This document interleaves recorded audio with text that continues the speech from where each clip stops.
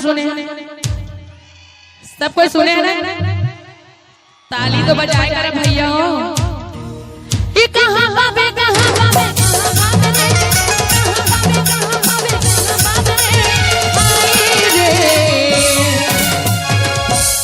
मोंगरा के माया राजा रे, मोंगरा के माया राजा रे, जन बुलावे राजा बोले प्रेम कहानी रे, जन बुलावे राजा बोले प्रेम कहानी रे, तुरसारा फिरे राजा रे। मिले हो तुम हमको बड़े नसीबों से, चुराया है मैंने किस्मत की लकीरों से, तेरी मोहब्बत में सांसें मिली है, सदा रहना दिल में करीब होके। ये कहाँ बाबे कहाँ बाबे कहाँ बाबे रे, कहाँ बाबे कहाँ बाबे कहाँ बाबे रे, हाय रे। ओके ना पारा के मजा रे, के ना पारा के मजा रे,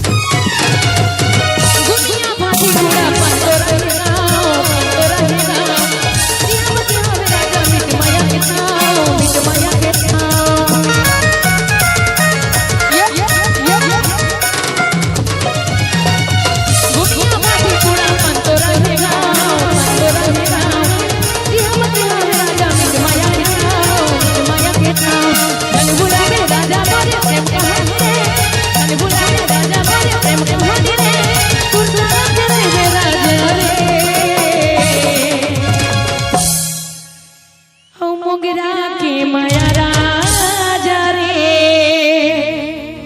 सुरता राखे रे बे मोर माया रे, हाँ तोर दीवानी मैया। अरे बाप रे, ताली काबर नहीं बना तो तुमन भाई। देखो ताली बजैया ना, हमन ला ना रात भर ताली बजा बजा के स्वागत करत रहो। आप मन बढ़िया बढ़िया गाना सुनाबो, टेंशन मत लो। ई मोंगरा के माया राजा रे, मोंगरा के माया राजा रे, जन बुलावे राजा मोरे प्रेम कहानी रे, जन बुलावे राजा मोरे प्रेम कहानी रे, तुरसारा फिरे राजा रे। ओके ना पारा के मजा रे, के ना पारा के मजा रे,